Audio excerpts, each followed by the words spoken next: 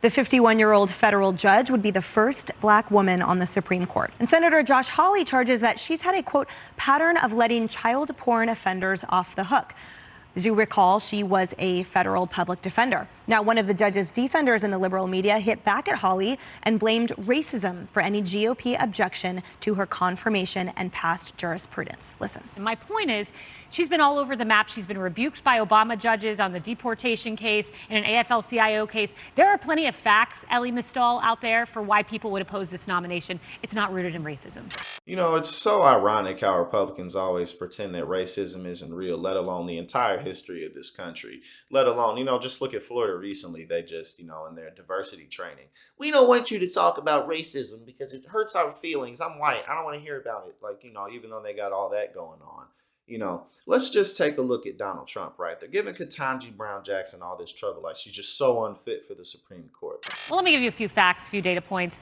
Dan McLaughlin, National Review, wrote the best article to date on this nomination. He points out that she was elevated to the D.C. Circuit just last year. Very few opinions on any hot-button issues, if any. And Harris, this judge has received the highest recommendation from certain bar organizations and the like, that she's the highest qualified, received the highest qualified rating and the like. But to Kayleigh's point, you can certainly, upon nomination, have your background assessed and have that be within the rubric of objective analysis of ensuring that this person is the right pick for the Supreme Court without having it devolve into accusations of racism or calls for violence. Let's just look at Trump's Save America PAC, right?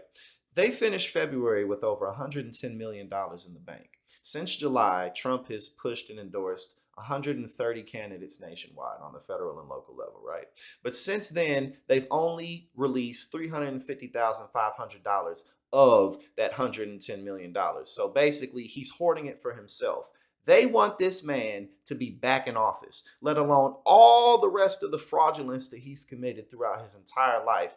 They don't want someone who's been a public defender throughout her career on the Supreme Court, even though they put 3 people on the Supreme Court under the Trump administration. And to one of the points that Harris Faulkner made about how, Biden and the Democrats don't want Ketanji to be challenged, that's not the issue. And again, this is coming from someone who I'm a registered independent. I give the Democrats hell all the time.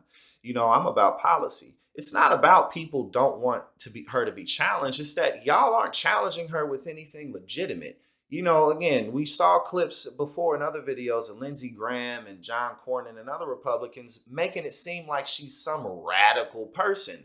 I want to know about your judicial philosophy, because people on the left, the far extreme part of the left, believe that you were the best bet. And I want to know why they reached that conclusion.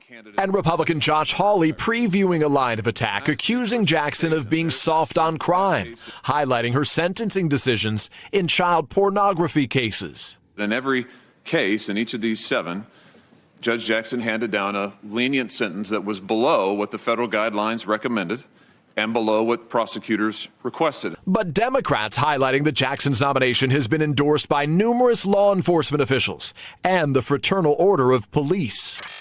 She's trying to take this country into Stalinist territory or something, or she just, has a history of defending horrible people. And that's just not the truth. It's just not. Anybody can go online and look at her record.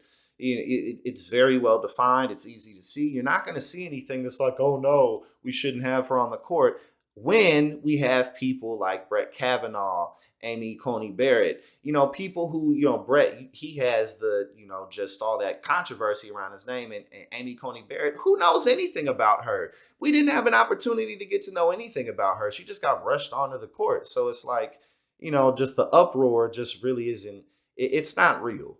Look, the bottom line is the Republican Party has completely lost their credibility to pretend like they're practical in any measure of the word. Donald Trump remains their most loved person. They can't find anyone else to support him. This is a party who doesn't believe in climate science, who acts like a social safety net. We don't need it. They don't believe in a minimum wage. They want to get rid of the minimum wage. This is a party who continuously, at least certain elements of it, they want to get rid of the education department. They want to get rid of the Environmental Protection Agency. Nothing about this party it leads to any type of critical thought. And then whenever the Democrats are in office, they want to pretend like they care about all these rational things, when in reality, we know they're a complete cartoon show. So again, man, at the end of the day, we have to do better. We can't rely on these people to do better. We got to do better, and we got to put better Democrats in office.